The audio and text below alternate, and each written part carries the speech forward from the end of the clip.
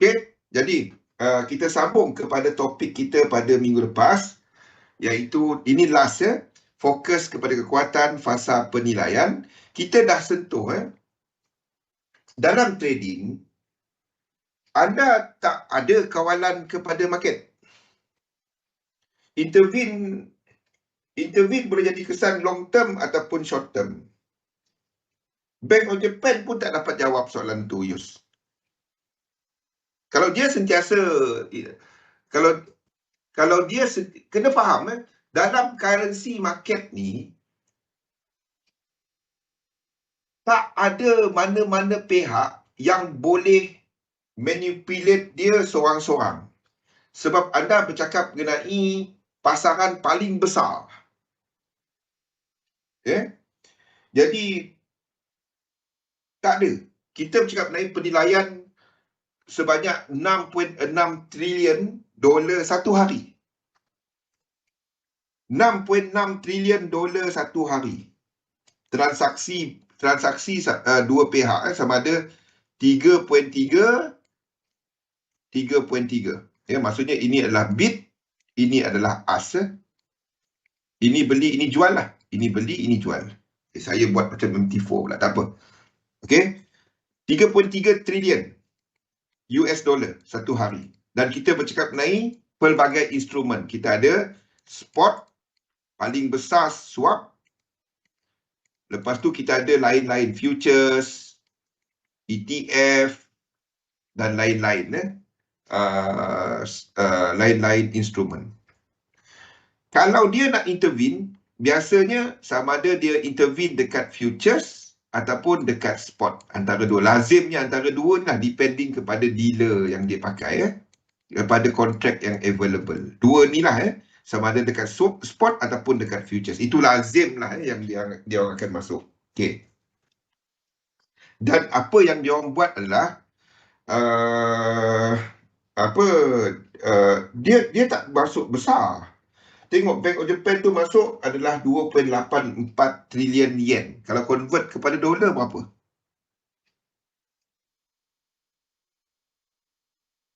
Betul, Sumi. Poin saya adalah benda tu kita tak dapat kawal.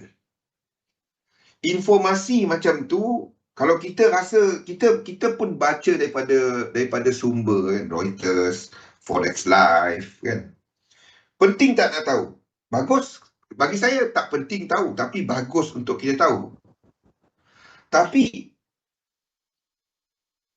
kalau kita nak buat decision berdasarkan dia, tak dapat. Faham tak? Saya cukup kalau nak tahu saya ada satu platform, memang cukup. Apa juga fundamental data anda nak. Kalau ada informasi tu dalam dunia, saya ada. Tapi berbayar lah, servis tu berbayar. Tapi saya tak pergi baca straight. Saya baca tapi saya tak pergi buat decision berdasarkan itu. Faham? Kalau dalam 1997-98, waktu tu Jepun tak banyak berhutang macam sekarang dan Bank of Japan intervene, pun dia tak berjaya seorang-seorang. Zaman ni di mana hutang kerajaan dia lagi banyak dan dia intervene, anda rasa boleh berjaya tak? Yus, kalau dia seorang-seorang. Saya tak nampak dia berjaya. Dengan saiz market sekarang ni, banding dengan 97-98, di mana currency punya transaction adalah sekitar 4 trilion. Sekarang ni 6.6. Itu 3 tahun lepas. Itu pada tahun 2000, survey ni 2019. Tak lama lagi keluar 2022 punya report. Tak lama lagi keluar. Bulan ni lah. Dekat BIS. Mungkin sama ada rendah sikit sebab pasaran start turun. COVID-19 kan. 3 tahun tu adalah COVID-19 punya masa. Ataupun makin tinggi. Saya rasa lagi rendah. Okay. Dia tak dapat. Satu pihak tak jadi. BOJ saja tak ada. Jadi nak kata dia intervene tu boleh menyebabkan long term naik, saya tak. Jawapan saya direct, saya kata tak. Short term mungkin Tapi kita nampak pun movement dia macam tu. Ni. Yang nampak dekat chart ni. Kesan dia kepada UJ. Ini je. Ni. Sebatang candle. Kalau H4 sebatang candle. Lepas tu nak balik. Mana resistance dekat dia? Ni dah. Kita tahu kat sini Bank of Japan bertindak. Market akan tengok sini kalau test akan ada orang tengok ini sebagai support resistance. Sebab last time kat sini dia tahu kalau sampai sini aku ambil untung. Kalau dia dah beli kat sini kan. Last time aku harga kat sini Bank of Japan masuk. Kalau aku masuk kat sini, aku akan ambil TP kat sini ataupun lock position. Sebab last time price sampai situ Bank of Japan masuk. Macam itulah. Boleh? Jangan pula kat situ nanti aku sell. Tapi tak salah pun kalau anda dapat benda tu untuk scalping kan. Level ni anda tahu Bank of Japan masuk. Kalau anda berfikir macam tu, anda tak ingat trader bank fikir macam tu. Dia orang dah lama tahu. Kita je lalai. Dan level ni sama dengan sama dengan sini. Kita tahu bank pusat masuk. Sebelum tu lagi dia dah masuk. Sebelum tu lagi dia dah masuk sebenarnya. Sini lagi dia dah masuk. Bukan dia masuk sini. Bukannya 98 itu kali terakhir. Dia bertindak sejak 97. Masa Asian Financial Crisis. Tapi berguna tak kita tahu? Berguna. Amat berguna. Bukan saya kata tak penting. Berguna. Kalau bagus dalam sistem anda, gunakan. Tapi jangan gunakan dia sebagai arah. Gunakan dia sebagai info. Arah tetap technical level. Trade technical. Pilih. Kalau anda kata, okey, yen akan kuat nanti. Okey. Anda tahu Fed pun naik rate. Jangan pilih dengan dia. Mungkin anda pilih dia kepada currency lain. Itu satu yang divergence. Maksudnya Bank of Japan kuatkan yen, kita tahu central bank lain yang losing grip macam Bank of England. Itu contoh dia lah. Okey. So balik kepada topik kita. Ni sebab saya tentu betul sebab benda macam tu kita tak dapat nak kawal. Kalau kita sekejap news ni tapi benda tu kita tak dapat nak kawal. Dan kita tak akan dapat satu dunia punya info. Saya ada platform dia pun saya tak dapat nak baca semua. Saya cuma ambil keyword saja. Search keyword. Dia keluarlah keyword dia apa itu. Okay. Jadi dalam trading apa yang kita dapat kawal? Ni je. Benda yang kita dapat kawal adalah teknik yang kita pakai dan berapa banyak duit yang kita letak. Untuk menentukan benda ni, anda kena buat objektif kepada portfolio dagangan anda.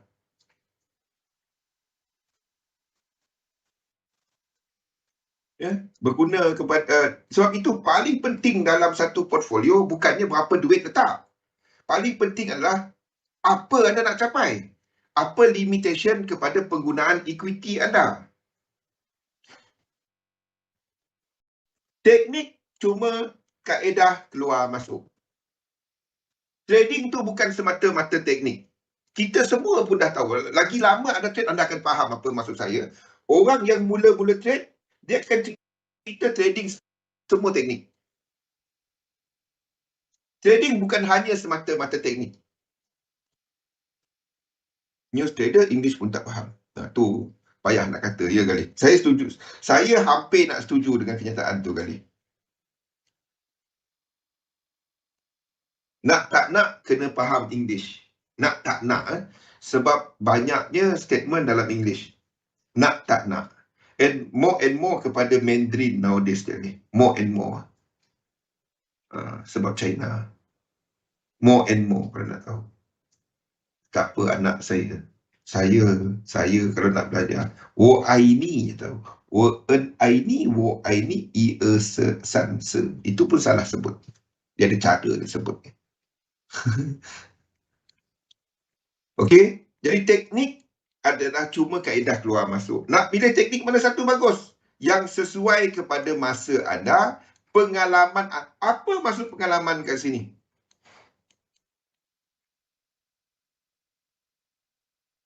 Wassalam, Kimi. Itu dia. Objektif. Benda paling utama. Jadi bila anda nak buat objektif, fahamkan kita semua ni tak sama. Objektif kita semua sama. Nak buat duit sebanyak mungkin.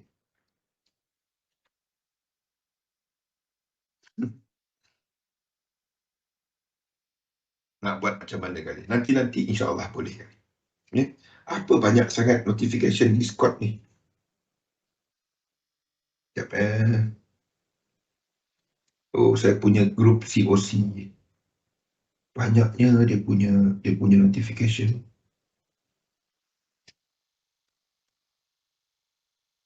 Okay? So, fahamkan kita semua ni tak sama. Tambah pacak. Okay? Dan fahamkan keadaan anda, keadaan kewangan anda. Ya, bila anda buat portfolio tu, pastikan anda faham contohnya berapa persen aset yang dimasukkan kat sini adalah berapa persen aset tetap. Ingatnya yang kita bincangkan pada sebelum ni. Benda ni kena ada. Trader tak dapat fikir trading ni lain daripada duit yang dia simpan untuk ASB, duit yang dia guna. Tak. Trading anda kena buat dia sebagai satu portfolio kewangan. Faham? Salah satu pecahan dalam perancangan kewangan anda. Anda tak dapat cuma tengok dia sebagai separate. Oh, ini cuma aku nak cuba-cuba sahaja. Janganlah. Itu dah macam main nombor dah jadi. Kan, lepas tu tanya macam mana nak konsisten, memang tak. Tak ada. Kan, teknik macam mana pun anda takkan dapat ikutnya. Ataupun cuba guna duit teknik orang yang dia tak faham pun. Lepas tu dia nak cepat. Semua lekuk dia masuk.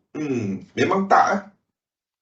Jadi, pengagihan kepada aset tadi, sama ada aset tetap, tolong buat benda ni kepada diri sendiri. Tetap dan berubah. Ini yang anda trade. Yang tetap ni aset-aset yang anda beli, pelaburan yang anda masuk, anda tak perlu kerja dia bagi bayar dividen, bagi bayar bonus, by satu jangka masa. Biasanya setahun. Tolonglah buat benda ni.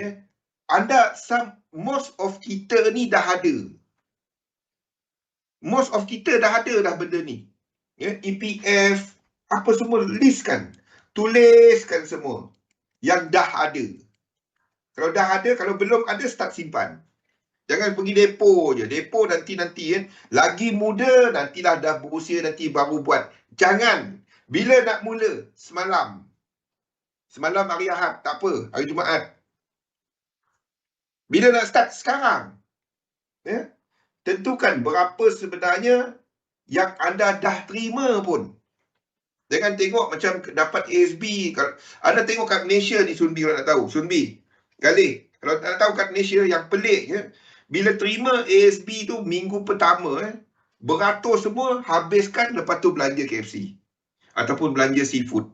Habiskan hari tu juga. Yang bagus sikit, dia buat untuk belanja anak. Okey. Tapi yang belanja tak apa-apa. Tu sakit tengok. Mata saya sakit tengok. Tentukan berapa average return daripada semua ni sekarang ni. Lepas tu anda pecahkan berapa persen satu-satu ni. Anda tengok mana yang cantik untuk anda tambah lebih banyak. Ramai kita dah ada benda ni. Ramai kita dah ada. Berapa average yield dia? Berapa sebenarnya? Berapa saiz dana anda dekat tetap ni sekarang ni? Berapa ringgit? Ataupun berapa rupiah? Berapa dolar? Okey? Saham preferred. option company bagi. Faham? Saya ingat lagi ya. Dulu kita buat kelas kat banyak tempat, Johor, Penang, Melaka, Kuching, KK, kan? Dulu lah. Kat Oasis sini kan? Dulu. Dan ada satu kelas tu, saya buat dekat Penang. Ada dia ni, bila saya cerita benda ni. Bang, saya ada terima option daripada company. Dan dia bagilah sama ada saya nak reinvest bila terima dividen daripada pegangan, maksudnya option saham, dan dia ada saham lah. Dan bila dia terima duit dividen tu, dia tak tahu company selama ni dia sign dia supaya reinvest, maksudnya beli saham lagi. Tapi saya dah tak check berpuluh tahun, start daripada dia kerja, dari dia berusia lah. Sampailah lepas tu tu kelas hari Sabtu Ahad, so dulu kita buat hujung minggu. Isnin tu dia call saya, bang, wow,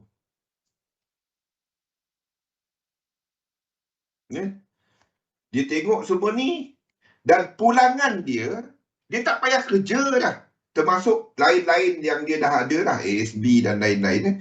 Dia punya pulangan kat sini, return dia dah cukup untuk bayar belanja dia tahunan. Maksudnya, bila kumpul kat sini, dia dah financially free. Sebab hutang-hutang dia pun bil tak ada, anak-anak pun dah besar, apa semua dah tak ada kan. Dah tak ada hutang, kereta tak ada hutang, rumah tak ada hutang. Kan? Dan dia nak trading, maksudnya dia tak payah trade. Kalau nak trade pun, gunakan duit lebih lepas bayar bil apa semua ni, daripada duit belanja, duit yield. Dia dah financially free. Dia rasa dia tak cukup duit, tapi dia masih kerja kan. Duit gaji dia bayar dia. Duit dalam tu dia tak ingat pun. Adalah statement dia tak pernah buka, dia tak faham benda tu. Satu lagi cerita dia adalah salah seorang student CTFX. Siapa tahu, saya adalah pengasas akademi CTFX. Biasa tu Sunbi, itu lazim. Dan pakcik ni lah, dia kahwin dua. Dia kahwin Chinese, kahwin dia orang Sabah. Bukan lepas tu dia pergi tinggal dekat KL ni. Dia kahwin lain, dia tinggalkan keluarga dia. Lepas tu dia dulu bisnes.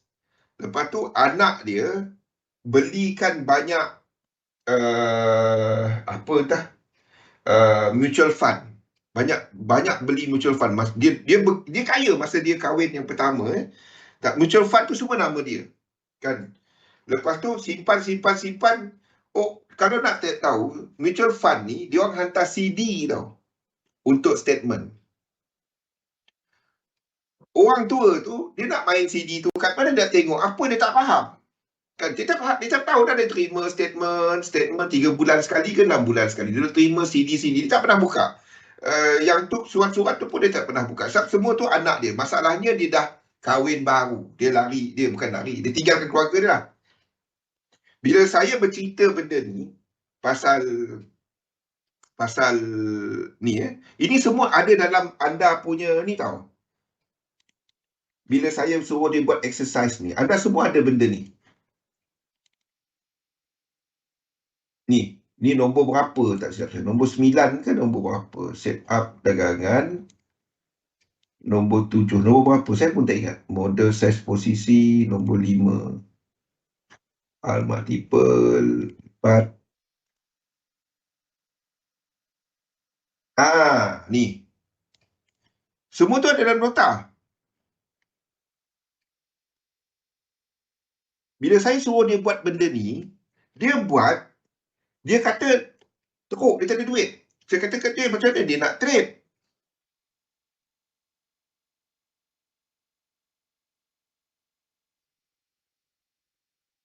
Biasa. Macam mana dia nak trade? Kan, duit tak ada, jangan trade. Saya kata dia simple je. So, bila dia buat benda ni, dan dia teringat pasal mutual fund tadi kan. Jadi, saya tanyalah dia, Letakkan CD tu, lepas tu saya masuk dalam laptop dia. Team viewer, saya tengok. Dan saya tengok duit dia berjuta-juta dalam tu. Tahu tak? Dia tak tahu pun. Buruk rupa orang tua menangis. Barulah dia menari-nari. Kamera tu off lah dulu. Saya tengok orang menari, nangis. Tak tahu lama dah tak kontak dia apa cerita. Ramai orang, saya dah jumpa 2 cerita macam ni. Dia sebenarnya dah financially free. Tak payah kerja dia. Yang sama yang kat Melaka, yang dekat Penang tadi, dia duk komplain sebab bos baru, orang muda, dia ni biasa lepak kedai nasi kandar, masa kerja kan. Dulu-dulu sekali dah bos baru, dia duduk komplain lah, tu yang dia trade. Kalau boleh nak jadi full time trader. Saya cakap dia buat benda ni dulu. Listkan anda punya income ni semua. Okay, now. Sekarang ni, start baru. Kalau anda tak pernah buat benda ni, start baru. Okay, now. Anda buat anda punya belanjawan tahunan. Kita jam berapa? Ada setengah jam. Buat anda punya annual budget. Dapatkan angka kebebasan kewangan anda. Maksudnya belanja anda setahun. Termasuklah budak sekolah, belanja budak, belanja bil anda semua, tuliskan. Ni bil, ni yang ni. Ni yang ni. Tolong buat. Berapa income anda semua ni? Yang daripada sini pun tulis. Yang ini tadi pendapatan tetap. Kalau anda ada melabur dengan kawan, itu yang turun naik, yang berubah. Kalau anda kena pergi tengok kedai apa semua, gaji anda, semua letak income anda. Semua letak dalam ni. Semua letak dalam ni. Berapa perbelanjaan anda, semua tulis. Dan anda tahu berapa sebenarnya yang anda boleh melabur setahun. Berapa anda boleh melabur setahun. Jadi, di sinilah anda menentukan saiz portfolio anda punya trading.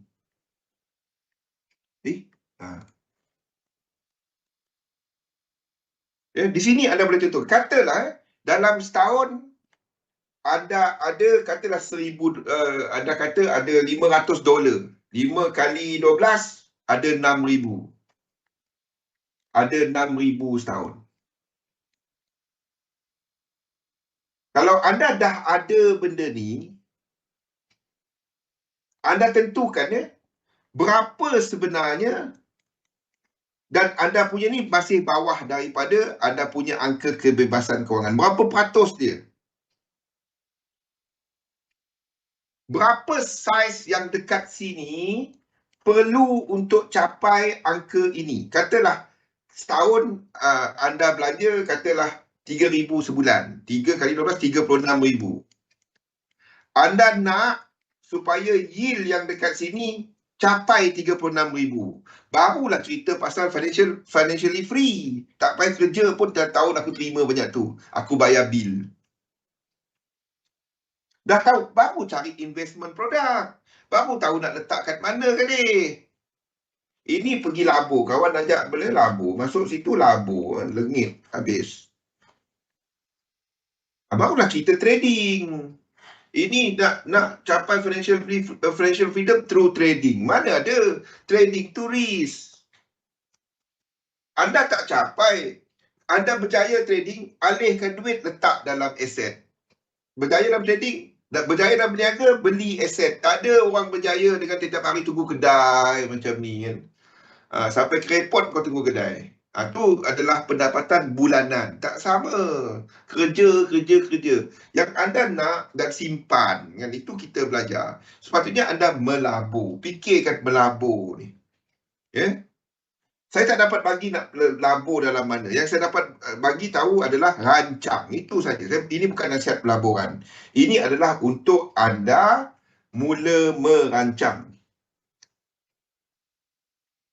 Ramai trade DJ dulu atau trade gold dulu, cerita ni semua. dia nampak, oh itu yang biasa kita dengar hujung bulan ni aku ada 500 nak depo. Ada $50 nak depo. Kalau itu yang anda buat, tolong stop dulu. Anda sedang cari cara nak berjudi. Dah lah kan. Cari cara nak melabur. Gunakan trading ni untuk anda menjana satu sos, satu tempat untuk menjana duit bagi melabur. Itu yang anda nak buat. Kecuali anda dah financially free dan anda kata aku nak trade. Anda trade di situ bukannya untuk apa? Dia sebagai bonus kepada investment anda dan juga bonus kepada masa. Ramai orang yang dah financially free, kalau dia nak trade, dia nak masa, excitement untuk something nak buat. Ada orang macam tu. Dia bukan apa, dia trade sebab dia ada something nak analisa, dia nak ada satu hari-hari something nak buat. Faham? Okay, so katalah anda ada 6,000 tadi. Anda fikirkan berapa saiz yang di sini dan penentuan pembahagian dia. Jangan semua letak 6,000, semua letak depo kat Forex. Habislah depo dekat XM. Jangan. Ataupun anda baru nak buat, belum ada 6,000 ni bang, tapi saya dah simpan saham. Jadi anda boleh buat nominal. Nominal ni maksudnya anda macam dah ada 6,000, tapi anda baru saja start bulan ni, start. $500 baru. Kan ini $500 bulan ni baru start. Jadi anda akan startkan portfolio kecil. Tapi portfolio ni saiz dia 6,000, baru ada 500. Dan anda bahagikan 500 ni kepada mana letak aset berubah, mana letak aset tetap. Saya gunakan rule 80-20. Maksudnya daripada duit ini tadi. 80% kepada 500 sudah. Boleh? Tolong start buat benda ni. Dari sini, bila anda tahu berapa average anda punya yield untuk instrumen perabulan tetap ni, kalau anda dah melabur lama, anda boleh ambil satu median dia, pertengahan dia, untuk maybe 5 tahun ataupun 7 tahun, berapa average return dia. Katalah anda dapati kat sini average return dia 7%. Ataupun sama dengan berapa jumlah dia. Itu size stop loss yang di sini untuk annual. Jadi anda tak ada rugi. Kalau rugi kat sini pun ada cover daripada income yang ni. Anda tak ada cerita rugi. Dia macam bank lah. Ada unit dia rugi, ada unit ni untung. Tapi bank tu hujung dia sama ada break even ataupun untung. Faham? Dia tak ada rugi. Satu unit, satu department rugi, satu department untung. Jadi yang rugi ni di cover oleh yang untung punya income. Kita boleh buat macam ni. Ni hybrid portfolio. Start buat. Tolong start buat. Ni paling simple untuk retail. Paling simple. Dari situlah anda merancang. Lepas tu anda tengok sistem 1, anda dah test sistem 2, teknik anda sendiri. Bukan 3711. Apa-apa teknik yang anda ada benda yang sama je dibuat. Jangan sekejap trade macam ni, sekejap trade macam tu. Sekejap entak lot, sekejap MC, sekejap depo. Apa benda lah. Kan? Buat dia tuliskan parameter sistem ni, berapa dia punya expectancy, berapa kali trade dia.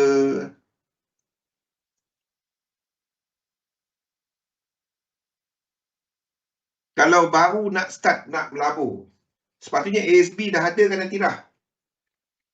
Pelik kalau tak ada. Jangan semua duit pergi dekat Forex, pergi kat XM, pergi kat broker. Itu bukan cara dia. Start buat. Tolong start buat, Artina. Sebab bila anda ni, anda boleh tengok, anda yang instrumen tetap ni, dia ada history belakang dia. Kan? Saya tahu, itu tak menjamin future return, betul. Tapi anda boleh tahu lebih kurang 3 tahun berapa average dia, 5 tahun. Yang report dulu, report lama-lama dia, Atira. Boleh ambil 5 tahun, anda tengok berapa average return dia. Kita sebab 3 tahun ni kita ada COVID-19.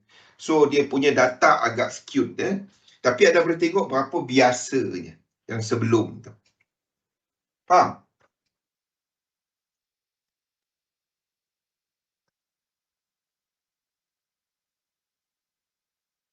Boleh ada rekod dia, boleh minta. Kalau instrumen macam ni dia ada. ASB kita tahu, Google dia. Amanah hartanah contoh. Mutual fund, semua dia ada. Tak buat benda ni. Dia bukannya pasal teknik 3711. Itu cuma teknik. Teknik cuma benda yang sama kita buat berulang-ulang. Apa banyak sangat saya punya mesej ni. Apa? Oh, wah saya belum.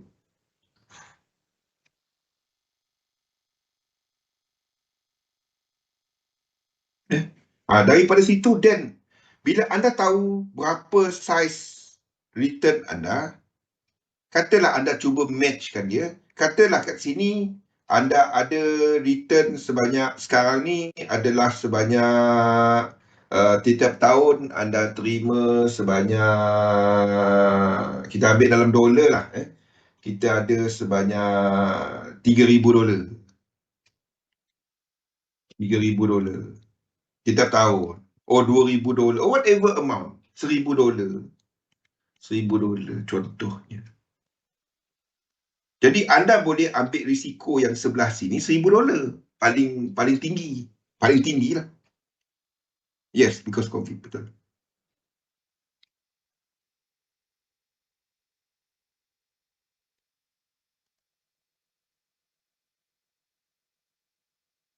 Contoh. Barulah tak ada loss.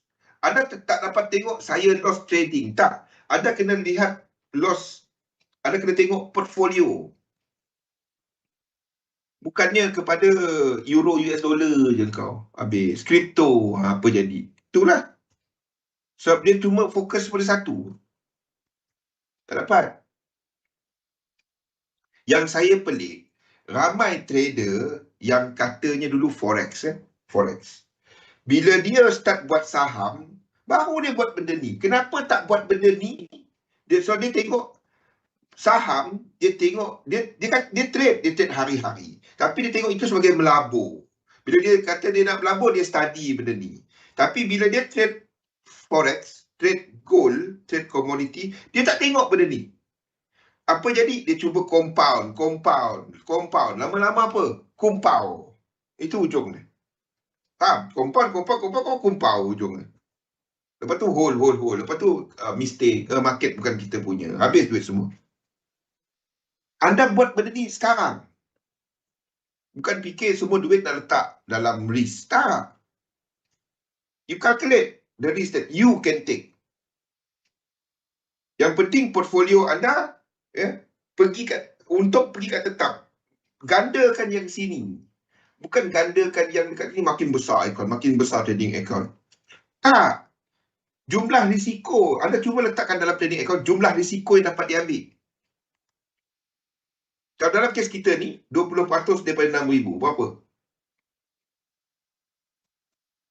1,200. Anda cuma dapat ambil risk 1,000. Jangan masukkan 1,200. Masukkan 1,000 je sini. 200 masuk kat sini. Itu saiz penuh margin anda. Equity anda lah, equity. Itu saiz penuh dia.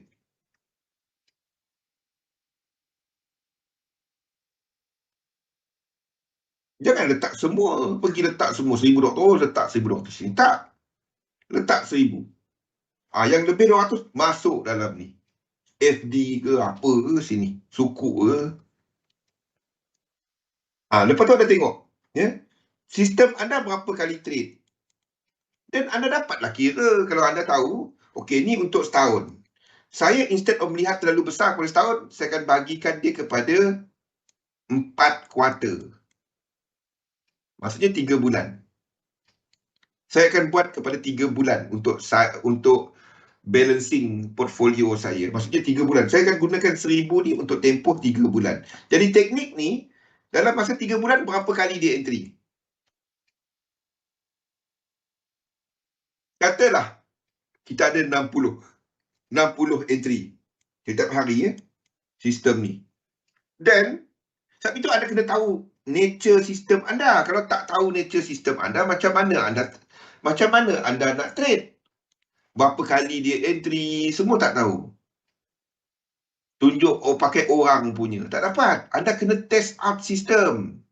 Trading tak. Kalau anda tengok trader, dia sentiasa test. Kalau tengok saya sentiasa test sistem tau. Saya sentiasa test sistem. Tengok. Ni. Saya sentiasa test sistem kat sini. Saya sentiasa. Tengok dekat sini kan. Kita ada pelbagai mana ni. Mana ni? Ni. Nampak teknik-teknik ni semua teknik. Ni semua teknik. Saya test dia, tengok dia punya probability. Kan, contoh kita ambil satu, S&P 500. Ambil H1. Kita ambil kepada intraday RSI Fed. Ni semua teknik.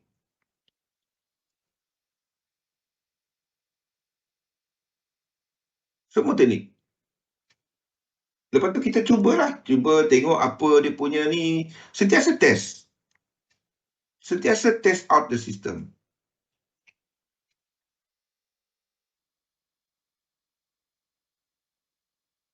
Itu yang saya buat.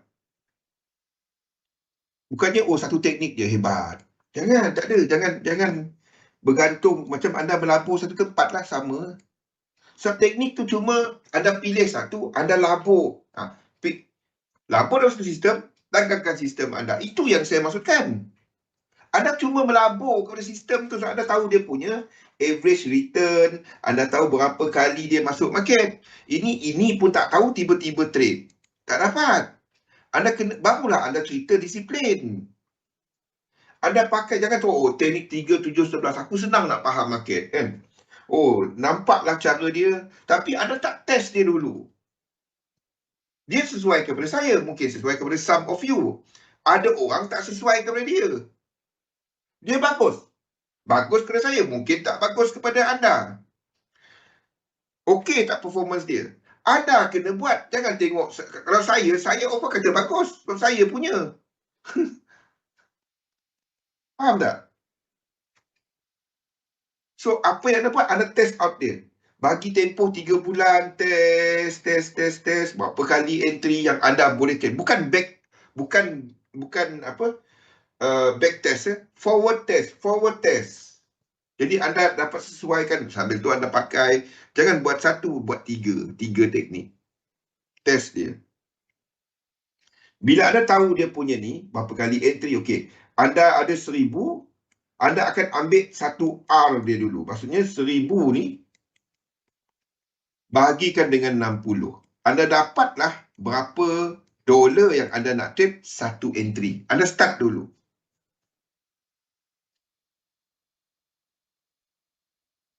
Jadi mana satu yang anda start, bila anda dah dapat nature dia, barulah anda masuk market. Ini apa pun tak tahu, tiba-tiba masuk. Habis.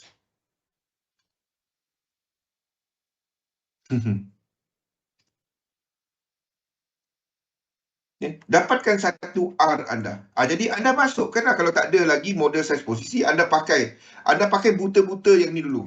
Masa anda backtest tu kan, anda pakai buta-buta yang ni dulu. Pakai yang ni dulu dalam masa backtest tadi. Masa backtest tadi, anda pakai dia dan anda tengok mana yang berjaya. Mungkin bila anda start trading, anda tak start dekat satu R. Ini satu R. Mungkin masa anda pakai 3 bulan, anda mungkin kat sini. Instead of trading 1,000 bagi 60, berapa?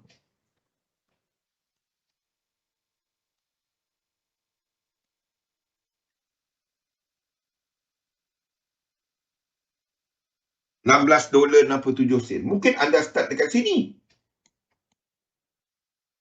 Mungkin anda start dekat sini. Faham tak?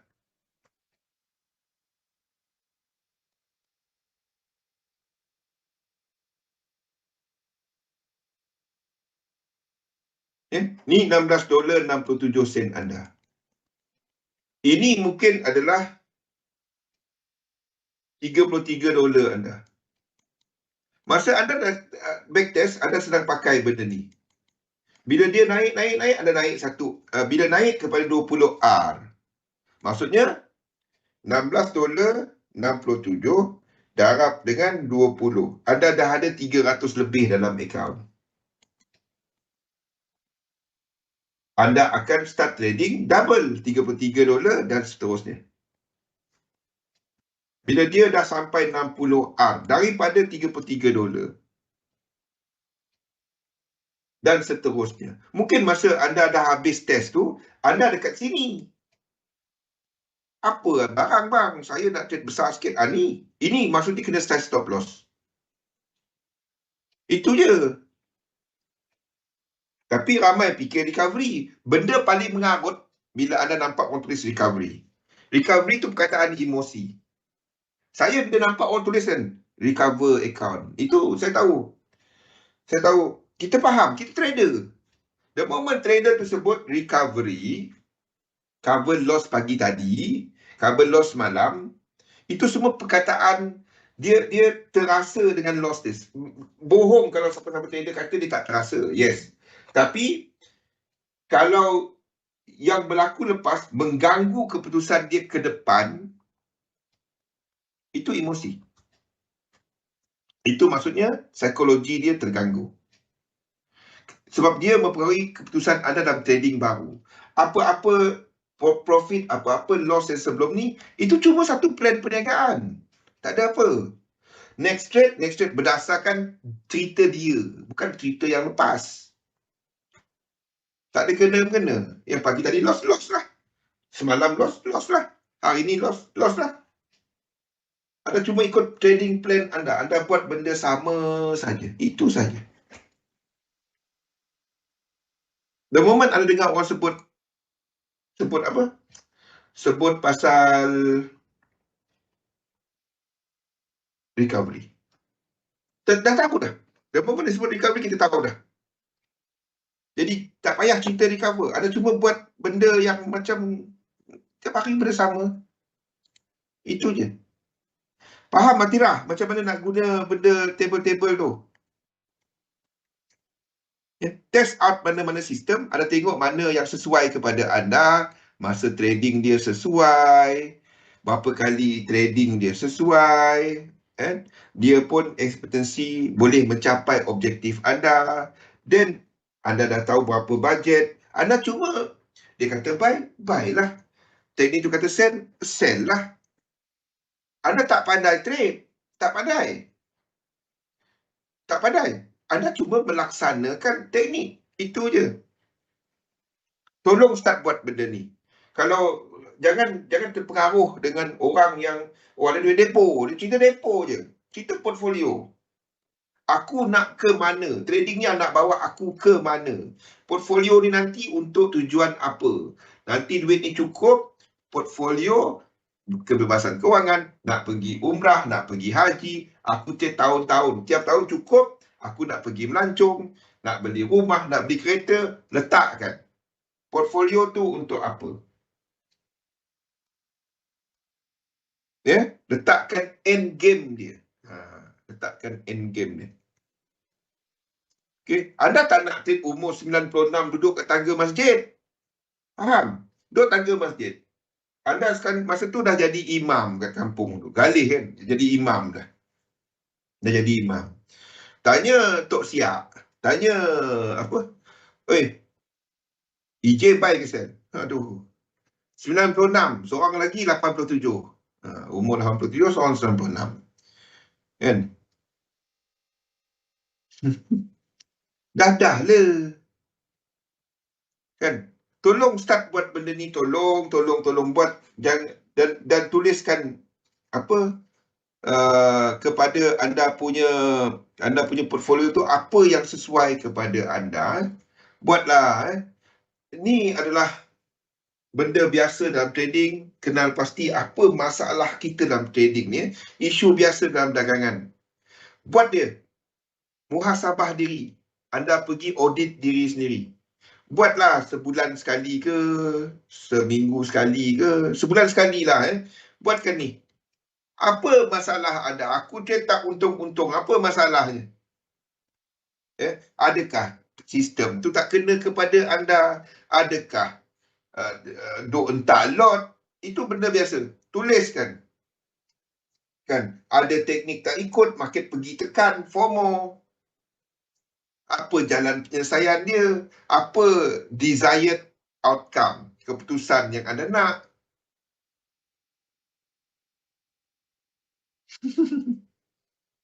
Saiz posisi tak sesuai, buat model saiz posisi, sesuaikan kepada anda punya modal, fokus kepada sistem. Bila anda buat jaga duit, anda akan dapati, tengok benda ni, the moment anda buat model saiz posisi, buat semua ni, anda akan dapati apa?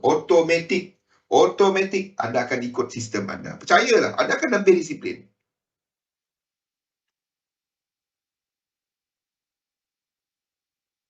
Buat Zain, tolong Zain.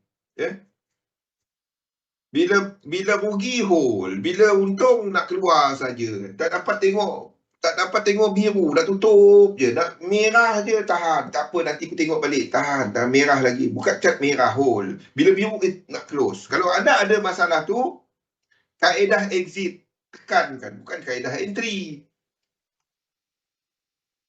Start lah buat. Tolonglah. Anda nak berubah sekarang. Bukan tunggu besok. Tak ada akan dibuat Zain. Tengah buat. Jawapan dia bukan akan dibuat Zain. Tengah buat. Tengah buat, bukan akan dibuat. Bagus sikit. Okay, ingat, dalam trading, betul tak sama dengan dapat duit. Tak. Okay? Labur dalam satu sistem. Thank you, Zain. Dagangkan sistem anda. InsyaAllah malam nanti kita jumpa. Mungkin Azni dan host kita, Men, pada sebelah malam nanti untuk Pick of the Week. Terima kasih. Assalamualaikum warahmatullahi wabarakatuh.